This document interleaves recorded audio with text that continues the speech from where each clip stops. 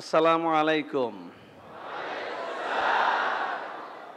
স্নেহভাজন ছাত্রবৃন্দ, শ্রদ্ধেয় আসাতাজায়ে কেরাম, এর পাশাপাশি বাংলাদেশ হিজবুল্লাহ জমিয়াতুল মুসলিহিন, ওলামা মুসলিহিন, তোলাবায়ে মুসলিহিন, ছাত্র মুসলিহিন, যুব মুসলিহিন, আঞ্জুমানে খাওয়াতিন সংশ্লিষ্ট দেশ জুড়ে হাজারো মুহিব্বিন শুভাকাঙ্ক্ষীদের দোয়ায় আল্লাহ পাক আমাকে সুস্থতা লাভের জন্য কবুল করেছেন। এজন্য আল্লাহ পাকের আবারও শুকর আদায় করতেছি, আলহামদুলিল্লাহ।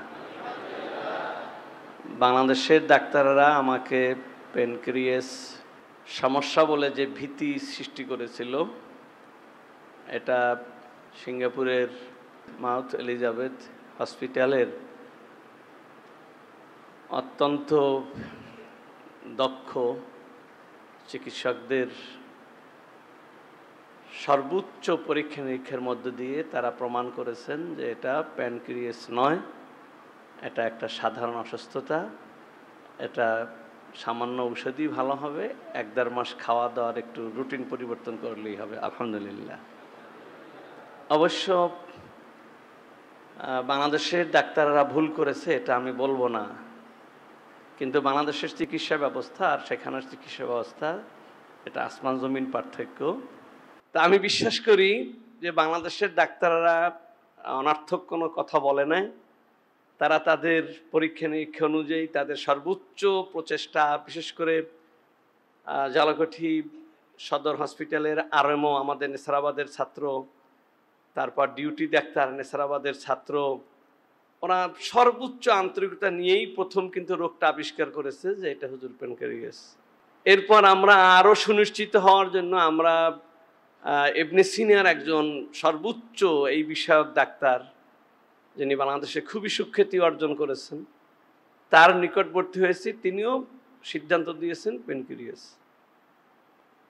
এখন আমার চিন্তা হলো প্যানক্রিয়াস রোগটা এমন যে এটা সারা জীবন লালন করতে হয়। তো এই কারণেই আমার ধারণা ছিল যে যদি এমনই হয় প্যানক্রিয়াস, তাহলে সার চিকিৎসা পৃথিবীর কোথাও আছে কিনা, তাহলে পৃথিবীর সর্বশ্রেষ্ঠ হসপিটালে গিয়ে দেখি।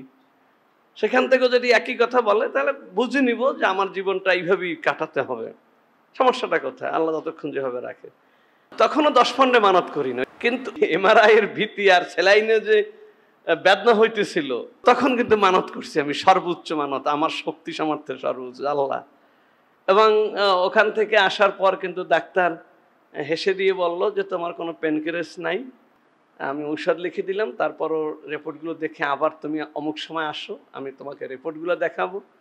আমি ধন্যবাদ জানাই নেসারাবাদের ভক্ত সিঙ্গাপুর নিবাসী সওয়াল হামিদকে, আরও এক সিঙ্গাপুরি রাত 12টায় এসে 5 লক্ষের উপরে বাংলাদেশি টাকা আমাকে দিয়ে গেল। আমি তাদের কাছে কৃতজ্ঞ। র্যাঙ্কসে চাকরি করেন যে সিঙ্গাপুরি, তার নামটা এই মুহূর্তে ভুলে গেছি। আমি ধন্যবাদ জানাই সিঙ্গাপুর মুসলিহিন কমিটির সভাপতি জাহিদ হোসাইন। আমি আন্তরিক মোবারকবাদ জানাই সিঙ্গাপুর মুসলিহিন কমিটির সেক্রেটারি কলিন্স খান। আমি তাদেরকে আন্তরিক মোবারকবাদ, কৃতজ্ঞতা জ্ঞাপন করছি। পাশাপাশি আমাদের সেই স্নেহভাজন ছাত্রবৃন্দ, আমি আশ্চর্য হয়ে গেছি। ওখানে রাত 8টা-9টার পর কোনো সমাবেশ করার সুযোগ নেই, সরকারও করে না। সেখানে রাত 10:30 পর্যন্ত আমার কাছে বসে থাকা আমাদের স্নেহভাজন ছাত্ররা, এটা আমাকে আশ্চর্যান্বিত করেছে। আমি ওদের তালিকা নিয়ে এসেছি। প্রত্যেকটা ছাত্র খুব ভালো পজিশনে আছে। নেসারাবাদের একটা ছাত্র ওইখানের স্বরাষ্ট্র মন্ত্রণালয়ের বিশেষ পদে। আমি তাদেরকে আন্তরিক মোবারকবাদ, কৃতজ্ঞতা জ্ঞাপন করছি।